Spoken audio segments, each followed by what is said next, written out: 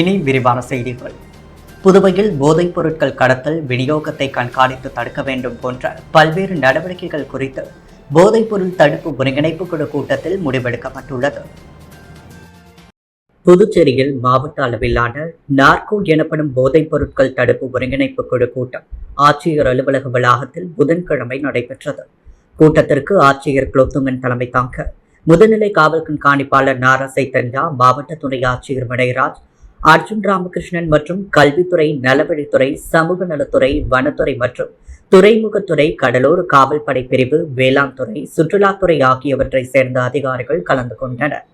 கூட்டத்தில் கடந்த முறை நடைபெற்ற நார்கோ கூட்டத்தில் எடுக்கப்பட்ட முடிவுகள் செயலாக்கம் குறித்து ஆய்வுக்குட்படுத்தப்பட்டது. அதன் அடிப்படையில் கூட்டத்தில் எடுக்கப்பட்ட முடிவுகளில் கஞ்சா பயிர் போன்ற சட்டவிரோத சாகுபடியை கண்காணிக்க வேண்டும், போதைப் பொருள் புழக்கம், கடத்தல் மற்றும் விநியோகத்தை தீவிரமாக கண்காணித்து தடுக்க வேண்டும், போதைப் பொருளுக்கு எதிரான விழிப்புணர்வை ஊக்குவிக்க வேண்டும், பள்ளிகள், கல்லூரிகளில் போதைப் பொருட்களுக்கு எதிரான விழிப்புணர்வு நிகழ்ச்சிகளை நடத்த வேண்டும், நாட்டு நலப்பணி திட்டம், தேசிய மாணவர் படையினர் ஆகியோர் போதைப் பொருள் தீமைகள் குறித்த விழிப்புணர்வை ஏற்படுத்த வேண்டும், மாணவர்களை விளையாட்டு, இசை, நடனம் போன்றவற்றில் ஈடுபடுத்துதல், பெற்றோர்களிடையே விழிப்புணர்வை ஏற்படுத்துதல், போதைப் பொருள் கண்டறிதலுக்கான சாதனங்களின் தேவைகளை மதிப்பீடு செய்தல் ஆகியவற்றில் நடவடிக்கை எடுக்க வேண்டும். புதுவை மாவட்டத்தில் போதைப் பொருள் ஒழிப்பு மறுவாழ்வு மையங்களை மேற்பார்வையிடுதல் ஆகியவற்றை முறையாக செயல்படுத்த வேண்டும் என இந்த கூட்டத்தில் முடிவெடுக்கப்பட்டது. புதுச்சேரி ஸ்ரீ வேதபுரீஸ்வரர் ஸ்ரீ வரதராஜ பெருமாள் கோவிலுக்கு சொந்தமான 2 கோடி ரூபாய் மதிப்பிலான இடத்தை முன்னாள் அறங்காவலர் குடும்பத்தினர் அபகரித்துள்ளனர். அவர்கள் மீது நடவடிக்கை எடுப்பதுடன் கோவிலை உடனடியாக மீட்க வேண்டும் எனவும் சட்டமன்ற உறுப்பினர் நேரு வலியுறுத்தியுள்ளார். இது தொடர்பாக அவரது இல்லத்தில் செய்தியாளர்களை சந்தித்த சட்டமன்ற உறுப்பினர் நேரு, புதுச்சேரி ஸ்ரீ வேதபுரீஸ்வரர் ஸ்ரீ வரதராஜ பெருமாள் தேவஸ்தானத்திற்கு சொந்தமான சுமார் 2 கோடி ரூபாய் மதிப்புள்ள 2400 சதுர அடி காமாட்சி அம்மன் கோவில் வீதியில் உள்ளது.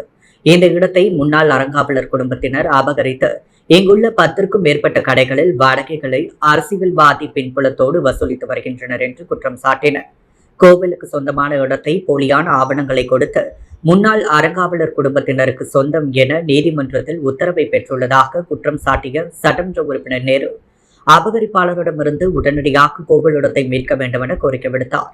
இந்த நிலையில் இந்து அறநிலையத்துறை அதிகாரிகளிடம் கொடுத்த புகார் அடிப்படையில் புகாரை விசாரித்த அறநிலையத்துறை செயலர் உடனடியாக அபகரிப்பாளரிடமிருந்து கோவில் இடத்தை மீட்டு கோவிலுக்கு வருமானம் வர வழிவகை செய்ய வேண்டும் என்றும், இது சம்பந்தமான அறிக்கையை 15 தினங்களுக்குள் தாக்கல் செய்ய வேண்டும் என்று அறநிலையத்துறை கமிஷனருக்கு உத்தரவிட்டிருந்ததாக குறிப்பிட்ட சட்டமன்ற உறுப்பினர் நேரு, உத்தரவு அறிக்கை கிடைத்தும் இந்து அறநிலையத்துறை கமிஷனர் அதன் மீது எந்தவித நடவடிக்கையும் எடுக்காமல் அபகரிப்பாளருக்கு ஆதரவாக செயல்படும் வகையில் விடுமுறையில் சென்றுள்ளதாக குற்றம் சாட்டினார்.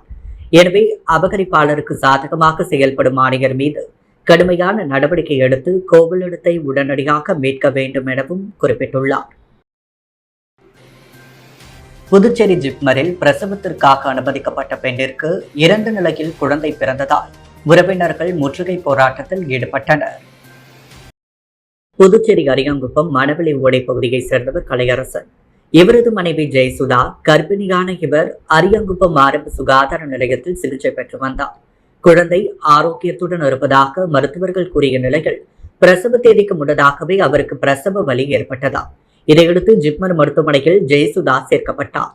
அங்கு நுண்கதிர் சிகிச்சை போன்றவை ஜெயசுதாவுக்கு அளிக்கப்பட்டு குழந்தை நன்றாக இருப்பதாக மருத்துவர்கள் தெரிவித்தனர். இந்த நிலையில் அவர் சிகிச்சை பெற்று வந்த நிலையில் வயிற்றிலேயே குழந்தை உயிரிழந்து விட்டதாக மருத்துவர்கள் தெரிவித்துள்ளனர். மேலும் தீவிர சிகிச்சைக்கு பிறகு இறந்த நிலையில் பெண் குழந்தையை எடுத்தனர். மருத்துவர்களின் தவறான சிகிச்சையால் குழந்தை இறந்ததாக ஜெயசுதாவின் கணவர் மற்றும் உறவினர்கள் குற்றம் சாட்டி மருத்துவமனையில் மருத்துவர்கள் அறையை முற்றுகையிட்டனர். ஜிப்மர் நிர்வாகத்தினர் ஜெயசுதா குடும்பத்தினரை அழைத்து பேச்சுவார்த்தை நடத்தினர். அப்பொழுது விசாரணை நடத்தி நடவடிக்கை எடுக்கப்படும் என குறிப்பிடப்பட்டது. இருப்பினும் குழந்தையின் சடலத்தை பெற ஜெயசுதா கணவர் தரப்பினர் மறுத்துவிட்டனர். கலை முதியோர் பாதுகாப்பகத்தில் உலக குடும்ப தின விழா கொண்டாடப்பட்டது. இதில் சட்டமன்ற உறுப்பினர் பி. ராமலிங்கம் பங்கேற்று வாழ்த்துரை வழங்கினார். புதுச்சேரி முதலியார்பேட்டை சன்வே ஹோட்டல் அருகில் கலை முதியோர் பாதுகாப்பகத்தில் உலக குடும்ப தின விழா கொண்டாடப்பட்டது. உலக குடும்ப தினத்தை முன்னிட்டு நடைபெற்ற குடும்ப விழாவிற்கு புதுவை சட்டமன்ற உறுப்பினர் பி. ராமலிங்கம் தலைமையேற்று சிறப்புரை வழங்கினார். மருத்துவர் ஜனனி செல்வம் பாராட்டுரை வழங்க ஓய்வு பெற்ற ஆய்வாளர் NS கலைவரதன், இலக்கிய சமூக இயக்கம் புதுவை வீர தமிழரசி வேலுநாச்சியார் வாழ்த்துரை வழங்கினார். முன்னதாக கலை முதியோர் இல்லம் நிர்வாக இயக்குநர் கலைவாணி கணேசன் அனைவரையும் வரவேற்றார். இந்த நிகழ்ச்சியில் மேலும் பல அமைப்பினர்கள், பொதுமக்கள் கலந்து கொண்டு சிறப்பித்தனர். காரைக்காலில் இந்திய கடலோர காவல்படை வீரர்கள் சார்பில் நடைபெற்ற டென்னிஸ் போட்டிகள் 18 இந்திய கடலோர காவல்படை வீரர்கள் கலந்து கொண்டு விளையாடினர். புதுவை மாநிலம் காரைக்கால் மாவட்டத்தில் உள்ள கடலோர காவல்படை சார்பில் காரைக்கால் காமராஜர் உள்விளையாட்டு அரங்கில் கடலோர காவல்படை வீரர்களுக்கு இடையே டென்னிஸ் போட்டி நடைபெற்றது.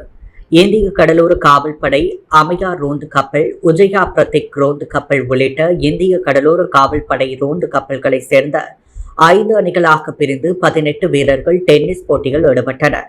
இந்த போட்டியில் உஜயா பிரதிக் கப்பல் அணியினர் முதலிடத்தில் வெற்றி பெற்றனர். வெற்றி பெற்ற வீரர்களுக்கு காரைக்கால் கடலோர காவல்படை கமாண்டர் விஜய் விஸ்வநாதன் பரிசு வழங்கினார். அதைத் தொடர்ந்து வெற்றி பெற்ற வீரர்கள் சென்னையில் நடைபெறும் இறுதிப் போட்டியில் பங்கேற்க உள்ளனர். புதுவையில் 40 வருட பழமை வாய்ந்த மரம் வேரோடு சாய்ந்து விழுந்தது. புதுச்சேரி நகர பகுதிகளில் பெரும்பாலும் பல ஆண்டுகள் பழமை வாய்ந்த மரங்கள் உள்ளது. வனத்துறையினர் இதுபோன்ற பழமை வாய்ந்த மரங்களை கண்காணித்து வருகின்றனர். இந்த நிலையில் புதுச்சேரியில் நள்ளிரவில் காற்றுடன் மழை பெய்தது. இதில் நீடராஜபுர வீதியில் 40 வருட மரம் ஒன்று வேரோடு சாய்ந்து சாலைகள் விழுந்தது. இதுகுறித்து தகவல் அறிந்து சம்பவ இடத்திற்கு வந்த தீயணைப்பு துறையினர் சாலைகள் விழுந்த மரத்தை அப்புறப்படுத்தினர். 10ஆம் வகுப்பு +1, +2 ஆகியவற்றின் துணைத் தேர்வுக்கு விண்ணப்பிக்க விரும்பும் தனி தேர்வர்கள் இணைய வழியில் 16ஆம் தேதி இன்று முதல் விண்ணப்பிக்கலாம் என புதுவை பள்ளி கல்வி இணை இயக்குநர் சிவகாமி அறிவித்துள்ளார்.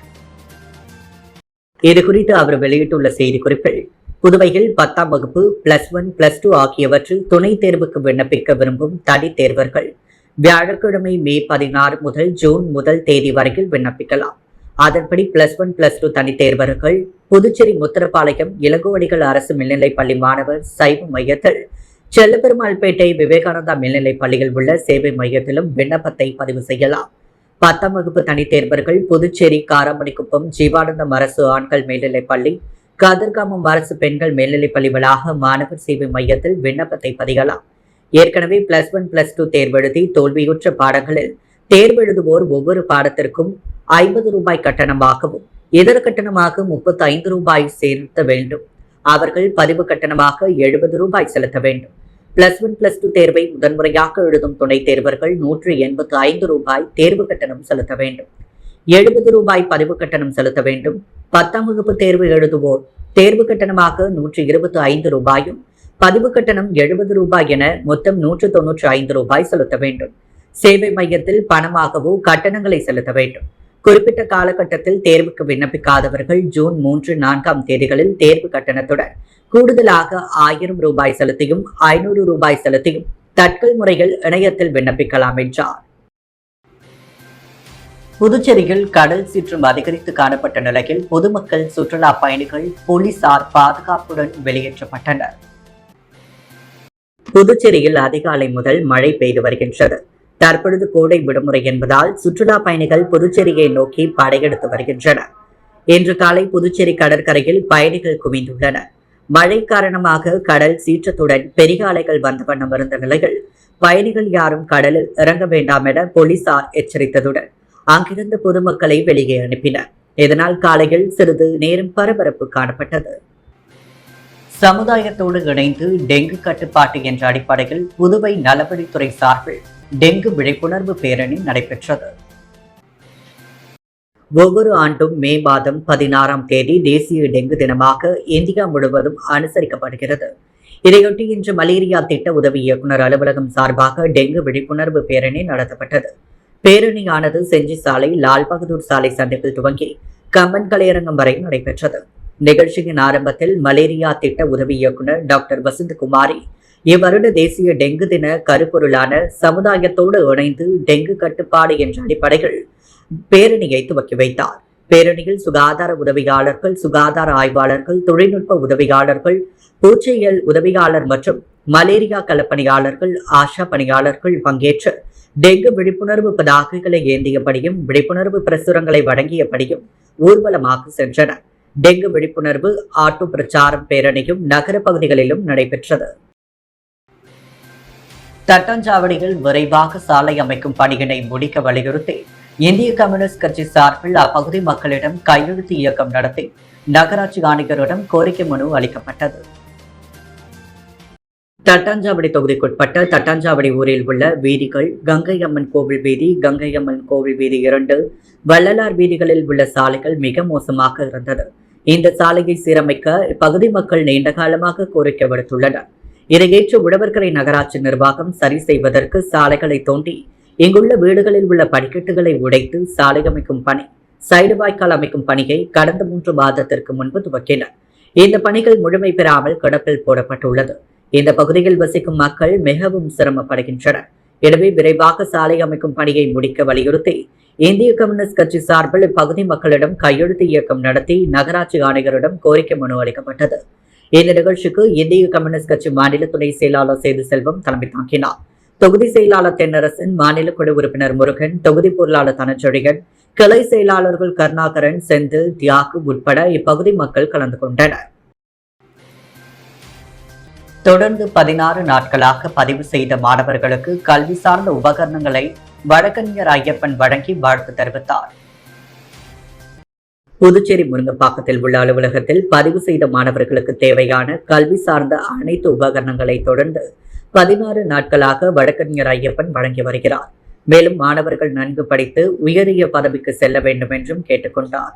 அரசு பள்ளி மாணவர்கள் கல்வி சார்ந்த உபகரணங்களை வாங்க முடியாமல் தவிக்கும் மாணவர்கள், அரசு பள்ளியில் படிக்கும் தந்தையில்லாத மாணவர்கள், அரசு பள்ளியில் படிக்கும் பெற்றோர் இல்லாத மாணவர்களுக்கு குறுஞ்செய்தி வாயிலாக பெயர்களை பதிவு செய்தால் அவர்களுடைய வீட்டிற்கு வந்து தரப்படும் என உத்தரவாதம் அளித்தார். புதுவையின் அன்றாட நிகழ்வுகளை காண பாண்டி ஹெட்லைன்ஸ் யூடியூப் சேனலை சப்ஸ்கிரைப் பண்ணுங்க. தொடர்ந்து எங்களுடன் இணைந்திருக்க பக்கத்தில் உள்ள பெல் பட்டனை பிரஸ் பண்ணுங்க, லைக் பண்ணுங்க, ஷேர் பண்ணுங்க. என்றும் உங்களுடன் பாண்டி ஹெட்லைன்ஸ்.